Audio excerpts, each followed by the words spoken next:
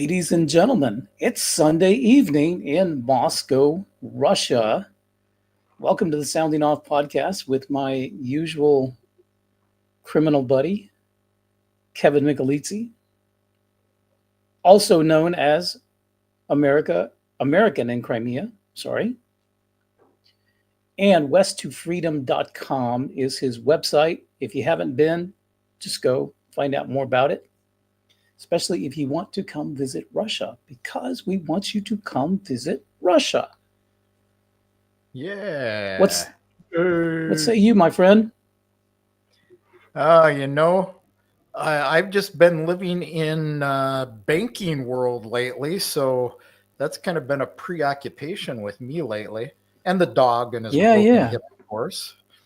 Oof, you've been busy. You've been busy. I've been busy as well.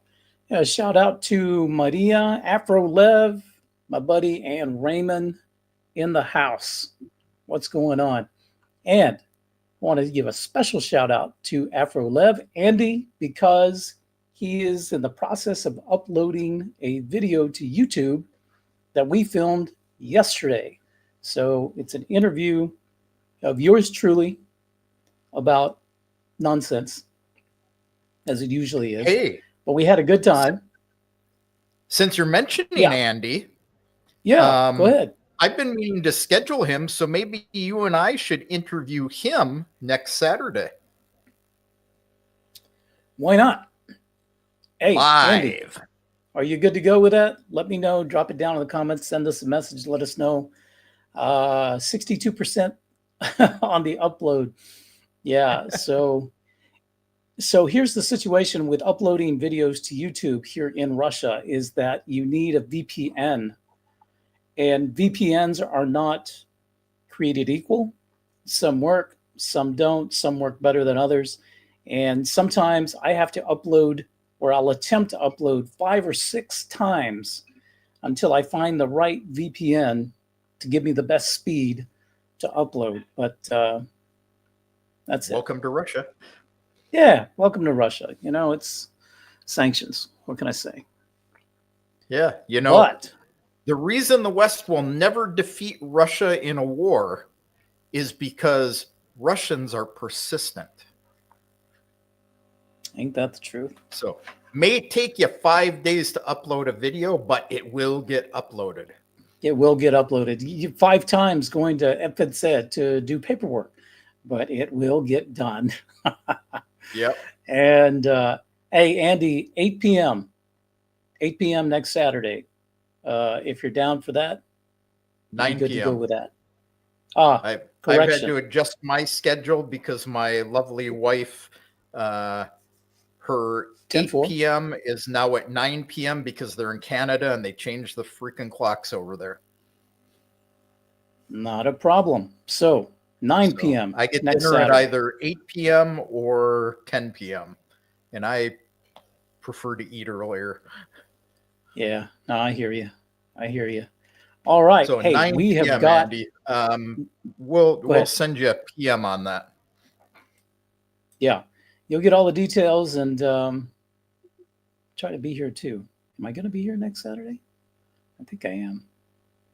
I don't know. We'll figure it out.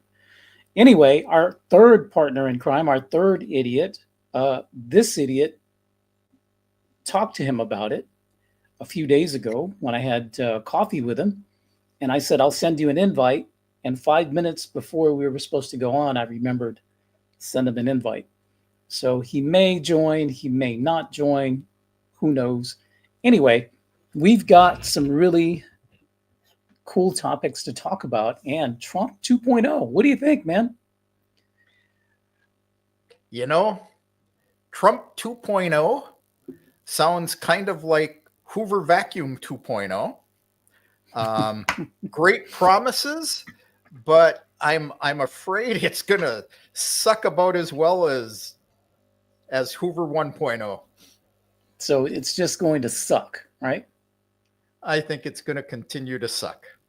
Much like last time when he's elected, he gets into office, he goes strong for a few weeks till the guys in the dark suits with the briefcases show up. And, being Trump, he even fights those guys, but then they attack him, and they attack him so hard they don't allow him to do anything. And yeah, this is go ahead. my fear. And I think that's probably, he's not even waiting for the dark suits. The dark suits are already always on him. We can call the dark suits the Democratic Party. We can call them the war hawks and the uniparty in Congress.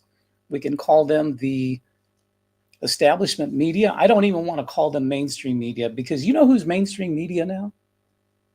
Me and Kev. We are mainstream media now, especially in America. It's no longer CNBC. It's no longer MSNBC, all CBS, all that other crap.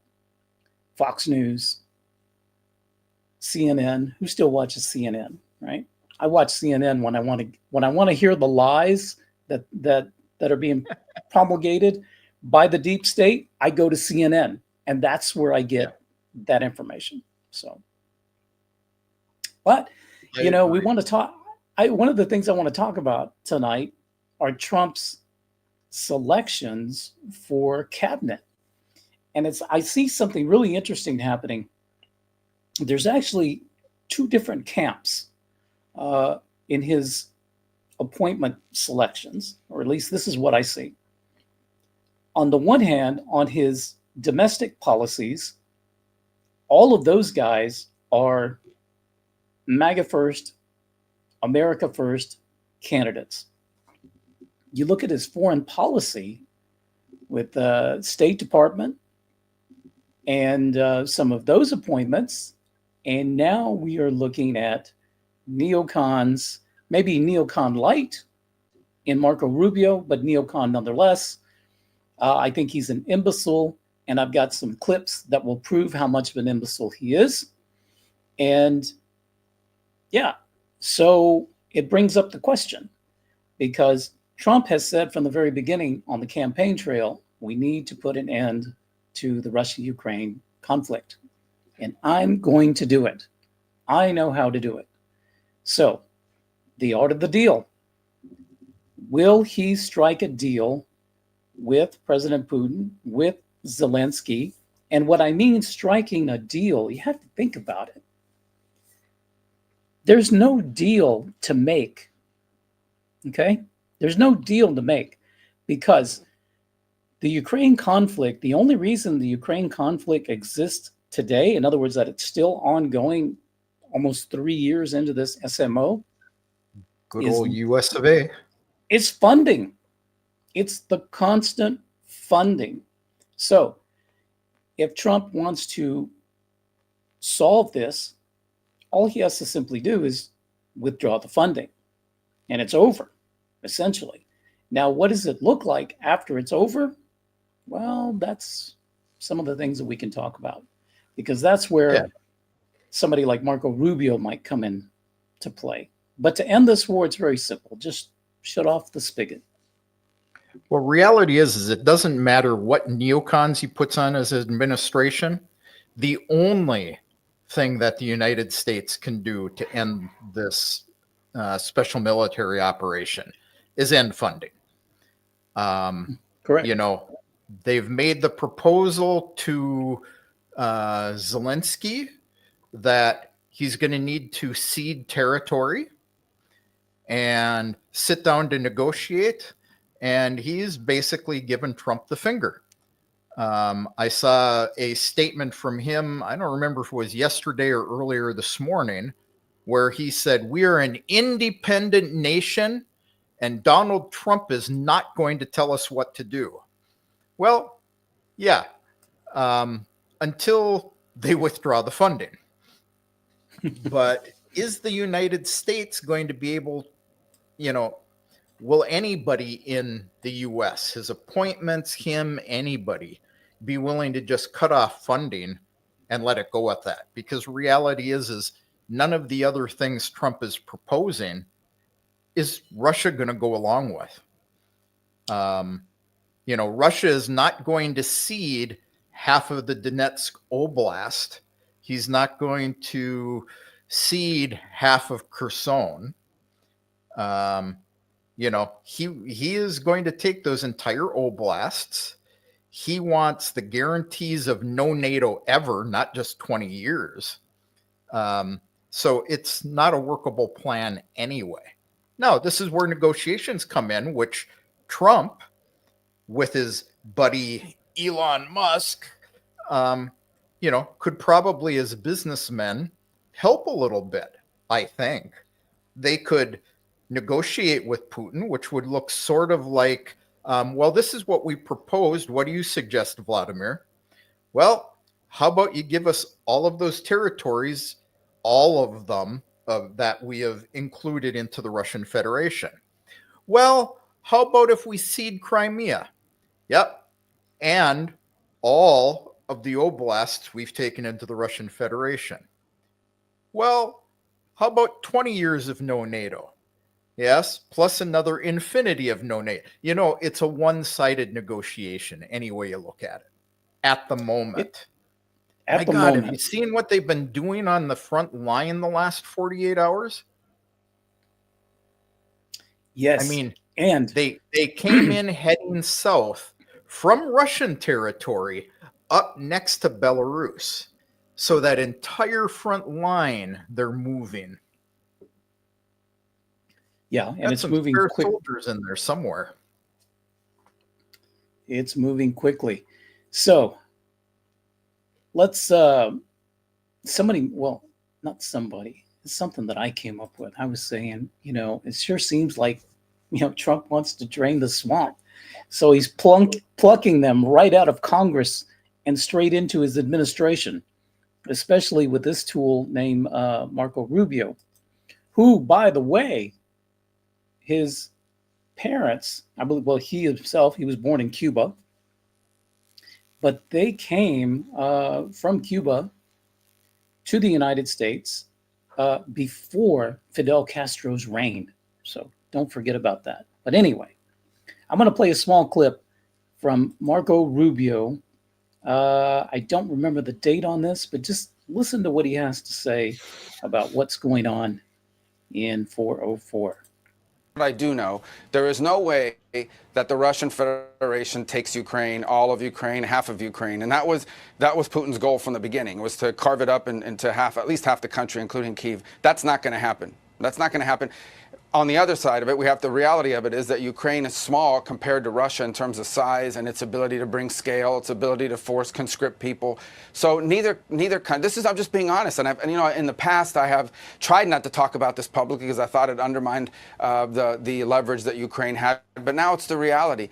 Neither side is going to be able to achieve victory as defined in the most idealistic terms. So then the question becomes, if in fact there's going to be a negotiated settlement, who's going to have the leverage here? Is it going to be Putin or is it going to be Ukraine? And I want Ukraine to have the most amount of leverage possible when the time comes for those conversations to happen. They're not going to have leverage if Putin feels like he has the upper hand, that he has ways to gain and can force Ukraine into a situation where they become basically a satellite state, which is what he wants. He wants them to be like Belarus.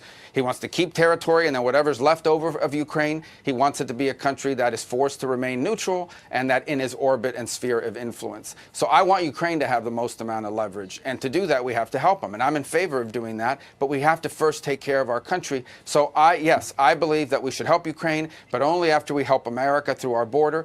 In the same way as Democrats are saying, we won't help Israel unless you help Ukraine. And because they're holding Israel as leverage and hostage over Ukraine. So at the end of the day, that's what I hope we can achieve here. And I think it begins by the president doing what he should do anyways, which is to reverse the executive orders that have caused this migrant crisis at our border. So, yeah, Marco Rubio talks a lot of nonsense in that clip, and then, of course, deflects to the border. But and let's address a couple of those things. I mean, obviously, Russia's the bad guy. That's the typical storyline. And they want to give Ukraine power at the negotiating table. How do they plan to do that? But then, hey, we want to give them as much help to have power at the negotiating table, but we need to help our own people first. So is what I hear out of his mouth, if you analyze it, is we're going to fund the border in the United States. So we'll stop money to Ukraine, and then later we'll give more money to Ukraine. How does he propose to do? I mean, it's utter nonsense. It's utter nonsense. And not only that, so I want to just refresh everyone's memory, because Western media, these same talking points that Marco Rubio just talked about, Putin's aggression, his attack on Ukraine, unprovoked attack. He's not going to stop there. He wants to continue into the rest of Europe. He's going to take Poland. He's going to take Kyiv. He's going to take all of this territory. And all of that, they never once mention that Vladimir Putin addressed the Russian population and the world on February 24th, 2022, at the beginning of the SMO, and he laid out the plan. The plan has not changed. And the goals of the special military operation are still in place. They have never once deviated from these goals. So let's just refresh our memories on what these goals are, okay? And first and foremost is demilitarization, right? So Putin has emphasized the goal. He wants to demilitarize Ukraine. Why? Because Ukraine's military has been getting stronger and beefier. But why? Because of the NATO. United States and NATO. Yes. So this is an important thing. The second is denazification. So the term has been used. Putin has said many times he wants to neutralize neo-Nazi elements within Ukraine and the Ukrainian government. I'm not going to touch too much on the rest of that, but you can go and Google it yourself and look it up and look into it. Protection of Russian-speaking populations, okay? Specifically, we're talking about Donetsk and Lugansk. And all of that area. And we could probably throw in, what do you think, Odessa now? Even though it's throw in Odessa. Listen, reality is you could throw in Dnipropetrovsk. So everything east of the Dnieper River, Kharkiv, is all historically Russian-speaking population. Back a year and a half ago, the mayor of Kharkiv got in trouble because he went out in public and said, I'm speaking in Russian because my people are Russian speakers. And he got in trouble for it. But he really stood behind the fact that his people were Ukrainian, but they were Russian-speaking Ukrainians. mm-hmm. Dnipropetrovsk, it's where my wife is from. Historically Russian-speaking population that views themselves as brothers and sisters with Russia. So really this conflict comes down to, when you look at the government that's in place, it's a Western Ukrainian government. And from the time I met my wife in 2006, we've discussed this over and over and over. People in Ukraine wanted at that time to split the country down the Dnieper River, everything on the east, Russian speaking, everything on the west, Ukrainian speaking, divided into East and West Ukraine, Russian speaking, Ukrainian speaking. So when the United States overthrew a legally elected government 4 months before they were due to have elections, that soon they were due to have elections. And, there was agreement at the time that we will hold those elections and, let's stop all the nonsense. But the United States didn't allow it to happen. Much like the United States, people forget there was a peace agreement in place in March of 2022, a month less than a month after this special military operation started. So, you know, the United States and Great Britain interfered in that. I saw, I don't know. I don't mean to go off track with you, Eddie. Go ahead. Go ahead.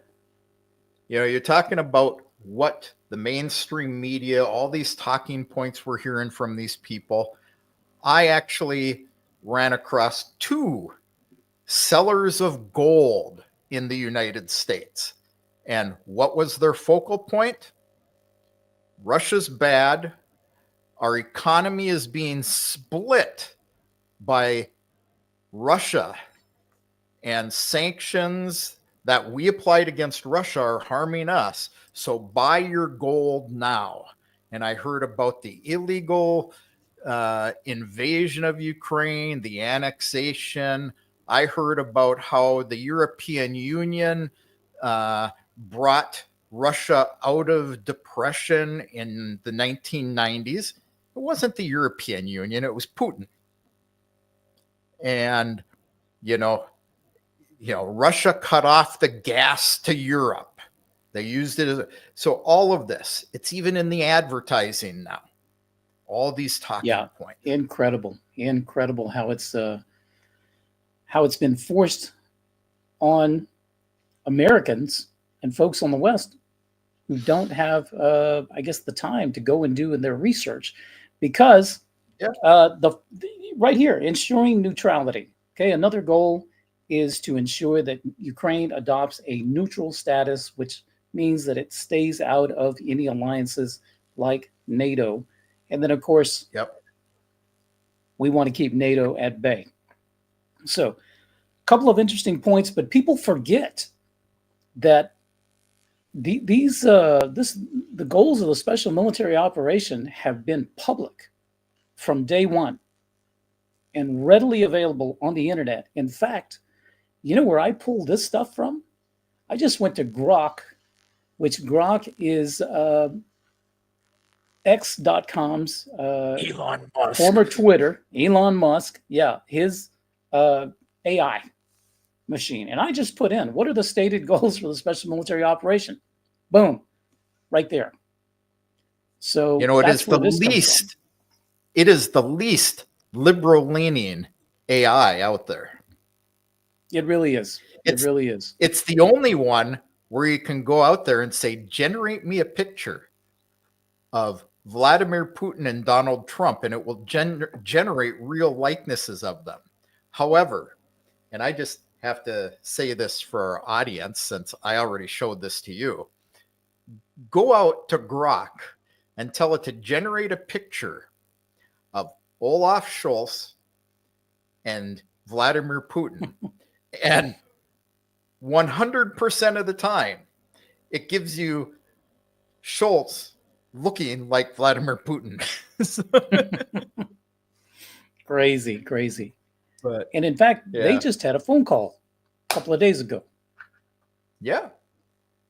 So they wanted to talk about, Scholz wants to talk about bringing this Ukraine-Russia conflict to an end as well, because the German economy is in shambles.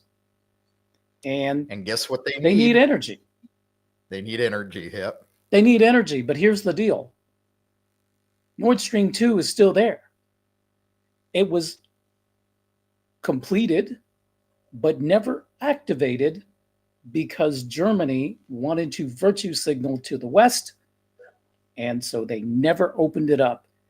All they got to do is open up the tap, start paying for it, and let it flow. So, well, they do have to repair one section of it now. Nord Stream 2. Nord Stream is still there. Nord Stream. Yeah. So Nord Stream 2, they have a small section they have to repair.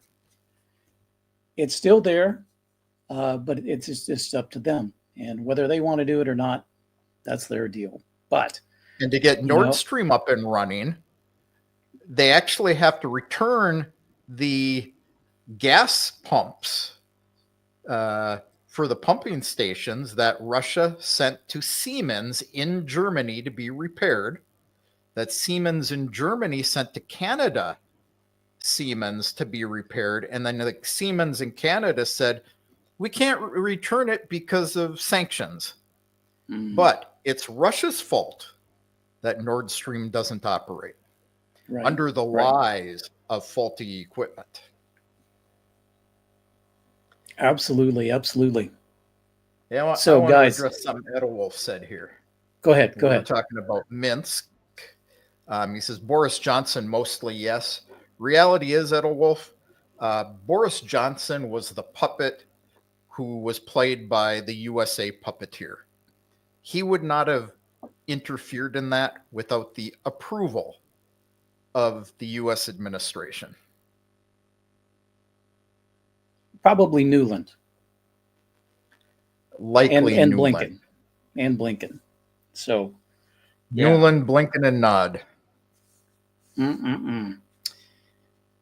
Talking about Rubio again because of his idiotic comments on Russia, Ukraine.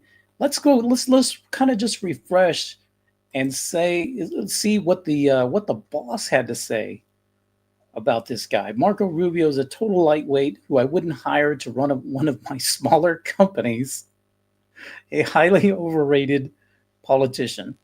Now, of course, we can just say that this is typical Trump trolling his opponents, which he is very good at, but he's not lying. There's a lot of truth in this statement, but yeah, now he's Secretary of State, or at least nominated for it. Incredible. Yep. Talking out of both sides of his mouth. This is why I say I don't think anything's going to change.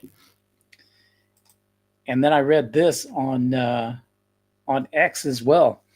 And American Supremacy here was saying there's a fourth option, is it's a long shot that Trump, who historically hated Rubio, is simply trolling him, because Rubio, by getting him to give up a Senate seat to become Secretary of State, then he can fire him, leaving him with no political future at all. And I thought, yeah, that could be something that Trump would do, but I don't know. Maybe that's an option on the back burner, you know?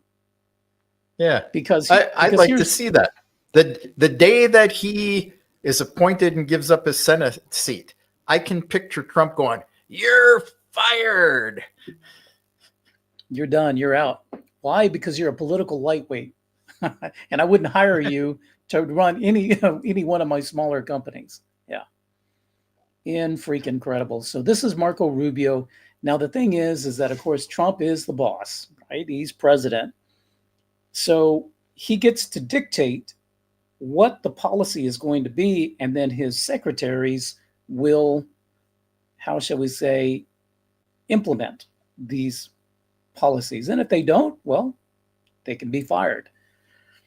So who knows how this is going to go down. I'm trying to remain open-minded and kind of neutral and kind of just be an observer, but I can't help but observe these idiotic statements that make the three of us, even though our other partner isn't here, we look like very intelligent idiots compared to those guys. You know, and if our other idiot isn't here, maybe we could hire Rubio. I mean, Rosie is saying that he's an idiot. Absolutely. He could be the junior idiot. Oh, man. He is something else. Something else. And so, which brings me to another appointment that I want to talk about. And this is Tulsi Gabbard for Director of National Intelligence. Now, this is actually an appointment that I really like, because I have been a fan of Tulsi's for several years. And if Marco is total neocon war hawkish, you now have Tulsi Gabbard, who speaks extremely informed and knowledgeable and intelligent on all matters regarding Ukraine and Russia. I've actually heard her speak about the biolabs in Ukraine, which that story, I think we should do a stream one day just on the biolabs, but I'm waiting for all that information to come out because I think that's a little smoking gun right there. And in fact, in 2022, if I would have had a YouTube channel then and mentioned Ukrainian US-funded biolabs in Ukraine, my channel would have been axed. In fact, I went to Twitter jail many times for talking about that back in the day. But let's listen to this idiot right here talking about Tulsi Gabbard. I haven't even gotten to Tulsi Gabbard potentially having access to national security information, and Russia loves it, loves her. And I actually think almost more than Matt Gaetz, Tulsi Gabbard's appointment is devastating. And Tulsi Gabbard's nomination, as much as she says that she's an anti-war person, she's not. Yeah. She supports very pro-war individuals, including abroad. in Syria. And let's be very clear, a Tulsi Gabbard nomination is a pro-war nomination globally, point blank, period. As is Donald Trump as president of the United States. Wow, incredible. More idiots. Because I've never heard Tulsi Gabbard say that, which is actually kind of interesting because she is an active member of the U.S. military. And she's about but she's one of the more normal members of the military. You bring up something very interesting. And of course, I didn't even bring up Hegseth. I can't remember his first name. The nominee for Department of Defense. I don't know. I forget his name, but if you remember his first name, put it down in the comments for me. But I think he's an absolutely awful appointee. Pete, that's right, Pete Hegseth. So, and this is kind of foreign policy as well and domestic. But even though a lot of his comments where he sounds the most rational have to do with the state of the military in America. His foreign policy views and how he sees the world outside of that is just complete. He's AOC level. Christopher put AOC is.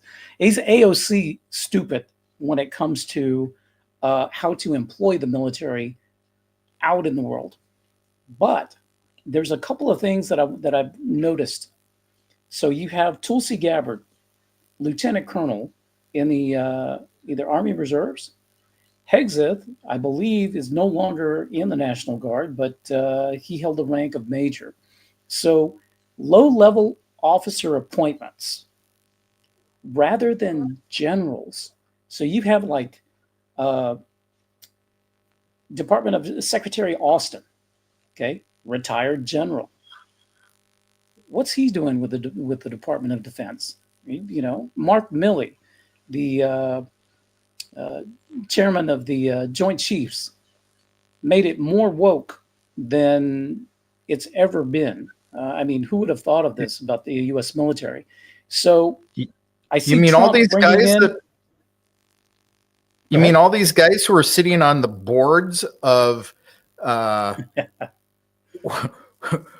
military industrial complex corporations? Yeah.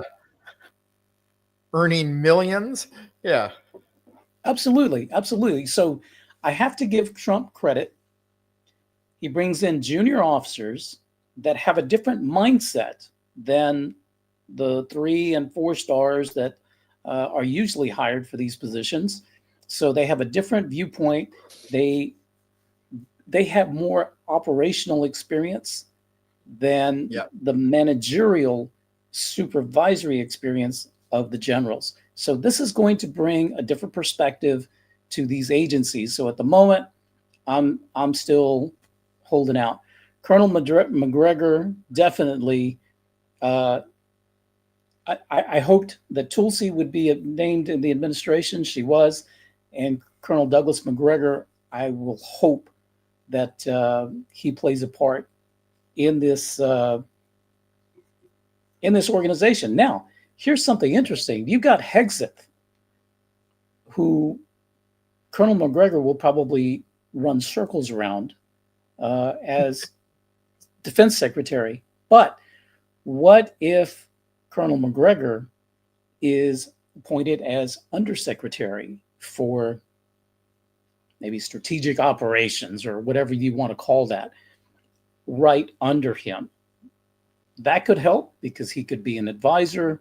He could be a voice of reason. So who knows? We'll just have to see how that goes. Or, and Christopher here puts General Flynn. Yeah. Another rational voice. But think about it. He is a general. But what did they try to do to him? What did the deep state try to do to General Mike Flynn? They wanted to throw him in jail or worse. Yeah. So, hey, I just did a quick search for Tulsi Gabbard pro-war, and I wanted to give you what we've got here. Woke Media, Tulsi Gabbard nomination is a pro-war nomination globally. New York Post again, woke, Democratic.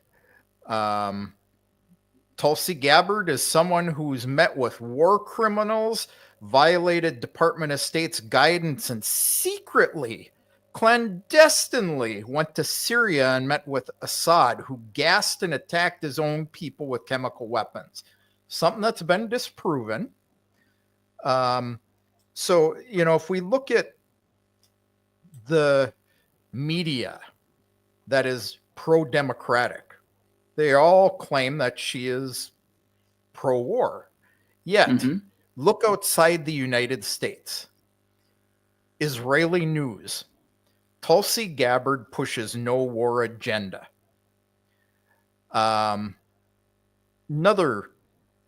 conservative news. Tulsi Gabbard joins Republican Party, denounces pro-war Kamala Harris. Even Wikipedia. She's anti-war. So, it really depends on which of the fake media sources you're reading. But like you, I have never heard her talk about being pro-war. I have heard her talk about ending funding for Ukraine and ending the special military operation.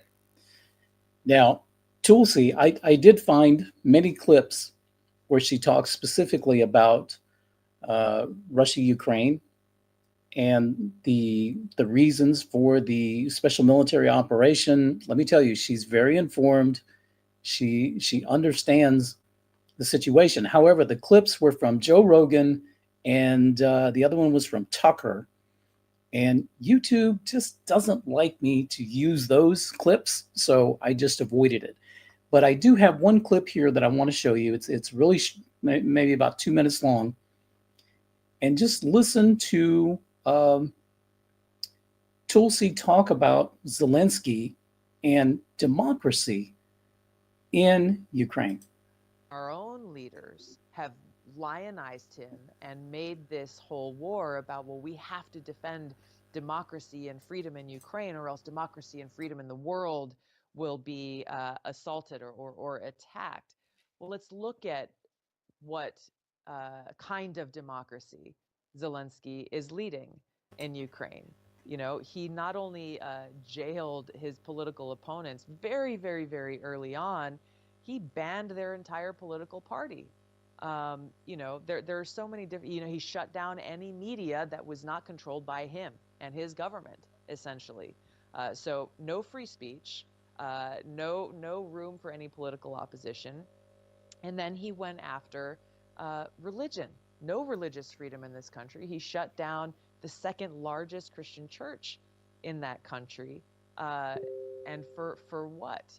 Under the guise of democracy and freedom? How is this representative of the kind of democracy that our founders envisioned? It doesn't. And so what what I reflected on, what I think every American should think about as they watch this, this is the guy they have put as the figurehead of democracy. And we saw Republicans and Democrats cheering and applauding for this person who doesn't believe in free speech, doesn't believe in freedom of religion, doesn't believe in freedom or democracy really at all. And so we should not therefore then be surprised. If this is what they believe democracy is, then we shouldn't be surprised at the kinds of things that they're doing to undermine our own freedoms here at home and our own democracy here at home, because it's happening. It's not a question at this point. And this should be alarming for everybody, and not surprising that this is the direction that they're taking, which is not representative of democracy at all. It's more representative of a dictatorship or an authoritarian government. Way to go, Tulsi Gabbard. Common sense. And in fact, there are a lot of Tulsi clips that you can find in Russian media, because they like to show her as, here's a person, an American, who has a common sense and informed view on current events and what's happening. So I think she's great. Now, I'm just going to say this. One of the things I love about Edelwolf is he always opens the door for me to pick on him a little bit. So this statement, I want to clarify for people, because I see this all the time, particularly in the Russian press. Zelenskyy, he may be a dictator, but he is not overstaying his term. So I want people to understand that they need to dig a little deeper than the headlines. If you look at Ukrainian law and the Ukrainian constitution, well, they are having martial law. It is illegal for them to have a presidential election. And in order to end martial law, Zelenskyy has to go to the Rada, and the Rada has to agree to end the martial law. So until such a time, even though his term expired, until such a time that they're no longer under martial law, and they have to renew it every 90 days. So end of 90 days, it's the Rada who says we're going to extend it another 90 days. So as long as they keep extending it, he is, according to Ukrainian law, their president. So his term may be expired. His presidency has not. This particular statement was really driven in the Western press by Judge Napolitano, a man I respect greatly, but he was wrong on this point. Thank you for clarifying that. So, no, yeah. Absolutely. And so here's a question for you guys. You got Marco Rubio, neocon, total idiot, as Secretary of State. And then you have Tulsi Gabbard in DNI, which means she's going to be the director of national intelligence. So she is over all of the intel organizations within the United States. Could she be yin to Marco's yang? What do you think? Maybe. I mean, maybe. We'll see. Reality is who really runs a vast majority of what people hear in the press, what's going on in other countries?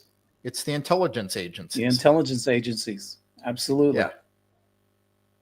Absolutely. So, you got to think about that. So here's Tulsi Gabbard with many, many, many public statements and examples, just like what I've shown. They're all over the internet. It's very clear where she stands and what she understands. Yep. If she comes into that position and doesn't flush out these propaganda machines within the intel organizations, we're going to know she failed at her job. It's going to be very easy to tell. So we'll see. We'll see what happens. We'll see. We'll see what happens. You know, we've been talking about doing this stream for a long, long time. And we're going to have to see what the deep state allows her to do. Yes, because this whole team of Trump, Vance, and all of their appointments, maybe Rubio, I don't know. I don't know where this guy stands, but everyone has been very vocal about the deep state, that it exists, and that they want to break it up. And of course, the deep state does not want to be broken up. So, yeah, it's still going to be a battle within the United States. Hopefully not a hot war anywhere in the world. But yeah, they're not going to go easy. Now, I do want to, because this deals with intelligence as well, I'm going to play one more clip. Now, we all know who Robert Ray is, do we? Director of the FBI? Yeah. Now, Ray obviously is going to be out of a job because he's already announced his retirement at the end of the Biden administration. So he's gone. So there's a name that had been thrown around for director of the FBI. Gonzo is Kash Patel.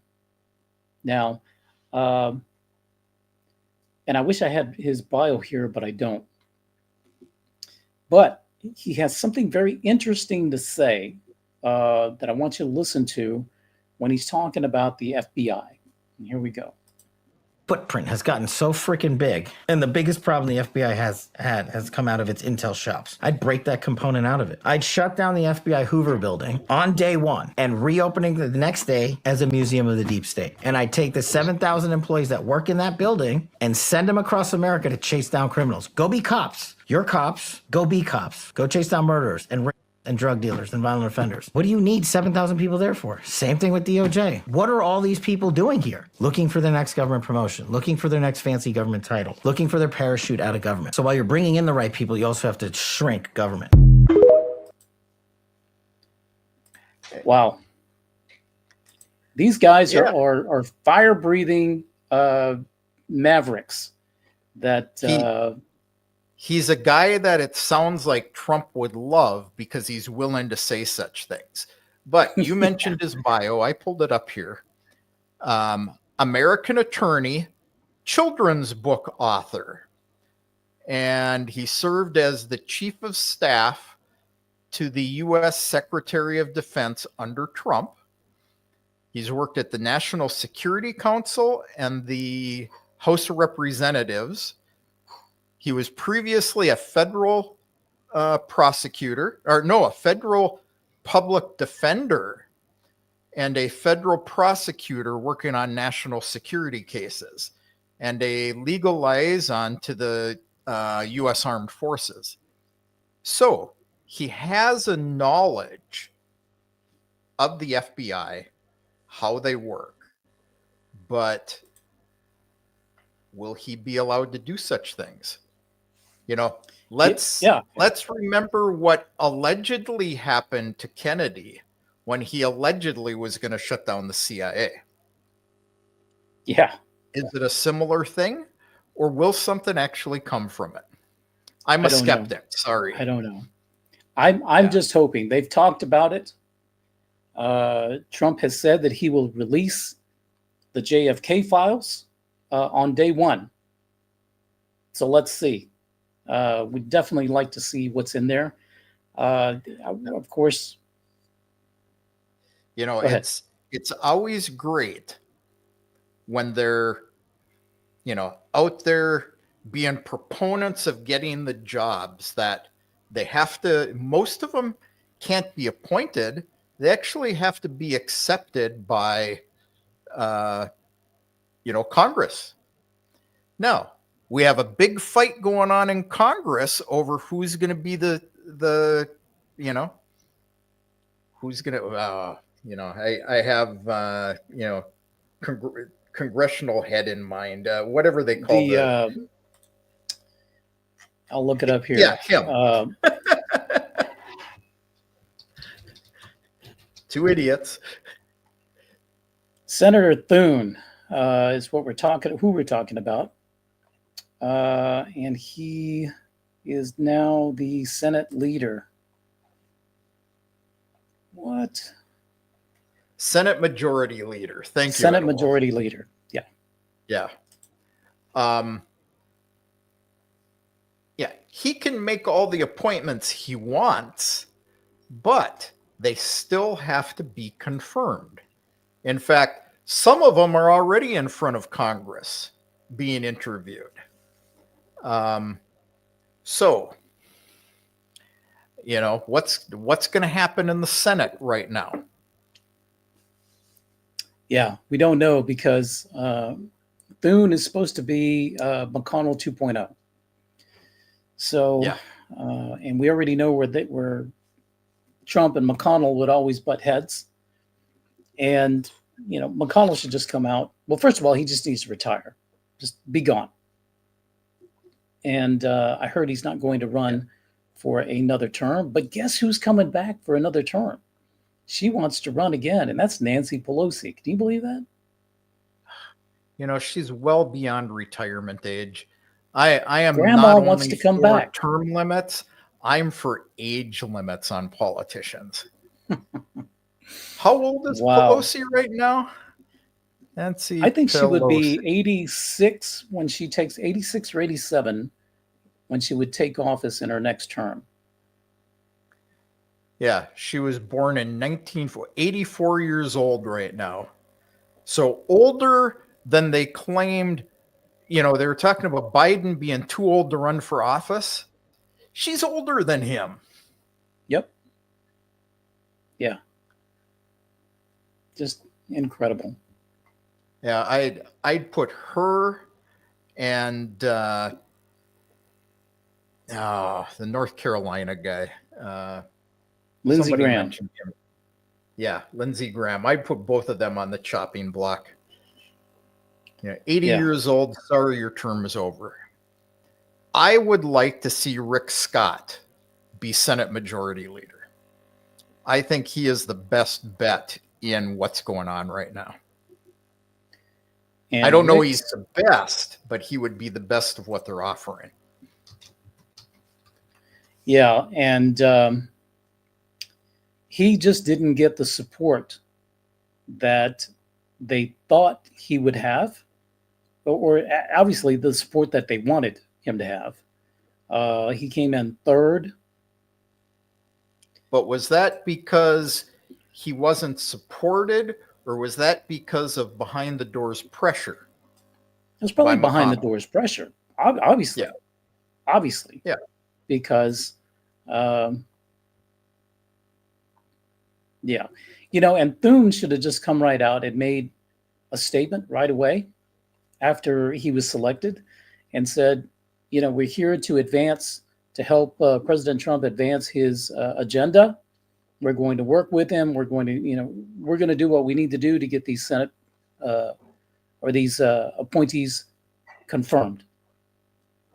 But he hasn't said that. Yep. So what's he going to do? I don't know. I don't know. So, any questions? Anybody have any questions for two idiots minus one idiot? Actually, three idiots minus one idiot who didn't show up. Did he ever respond to my telegram? We officially made Dan Castle an idiot, so actually we have four idiots now. There's four idiots. Four idiots minus two. But he's so dang far away. Daniel Bosworth finally responded. He was out playing beach volleyball. What are you, like 18? Come on, man. Beach volleyball in the middle of what? Moscow winter, can we call it? Not quite winter. It's not quite a warm fall. I think it was like +5 today. So. Yeah, it was freezing Warm here. fall. It was 15 degrees. Dang. That's a nice fall. Yeah. That's sweater weather. So that's all I've got on this subject. So Well, unless we've got some questions, we've got some stuff to start. What do we want to say here? Okay, we already answered that one. I don't know. You know, the only thing I can think of, everyone's putting their bets on Trump. And was definitely a better choice for the United States than Harris. But recall 6 months ago, Trump was going to end the conflict in Ukraine the day he was elected, even before he got into office. Right. That didn't happen. He's working on it. But is that because they don't have the control over him yet? Well, that was like the wall. He said, I'm going to build the wall and Mexico's going to pay for it. And of course, most of it was just all talk. He could have meant it in this type of conjecture that Mexico is going to pay for it, meaning Mexico is going to suffer because of it. Or did he mean quite literally, Mexico will pay for the wall? So I don't know. Yeah, and in both, no matter which of those 2 points of view you take, didn't happen. It didn't happen either way. Yeah. Yeah. I remember, what comedian was it? Heard this years ago from him. And this was long before Trump. We're going to build a wall with Mexico. And he said, I'm imagining these guys from South and Central America chopping their way through the jungle with machetes, crawling through the deserts, and they get to the border with the United States and they go, oh, a wall, we have to go home. And what have they already found? Guys climbing over, guys going around, guys digging under.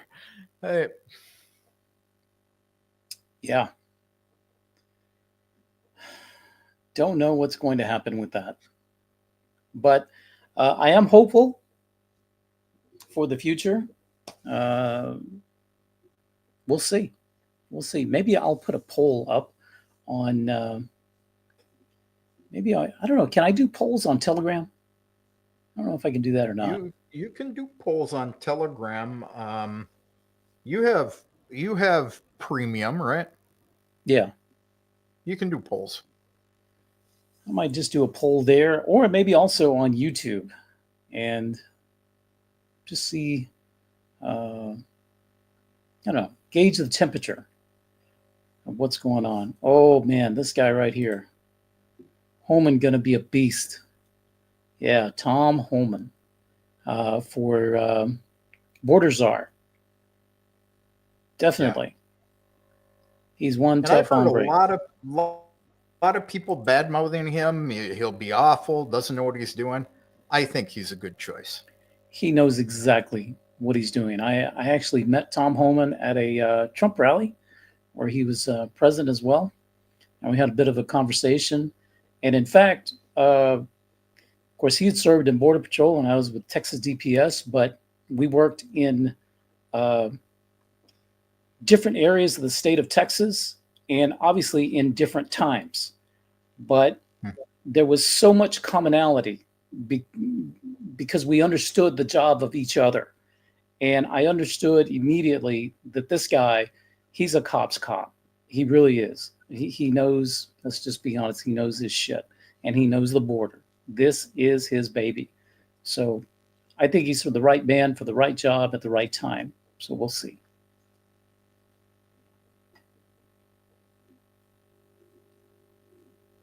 So, yeah. Well, all right, my friend. I think we'll call it an early one. What do you think? I think it's a good idea. It's been an hour. We are right at an hour, guys. Very good timing. Thank you guys so much for hanging out with two idiots tonight from Russia, talking about what's going on in the United States. So I would say, пока. Всем пока, says Edelwolf. Any closing thoughts? Oh. Arriva what? Arriva who?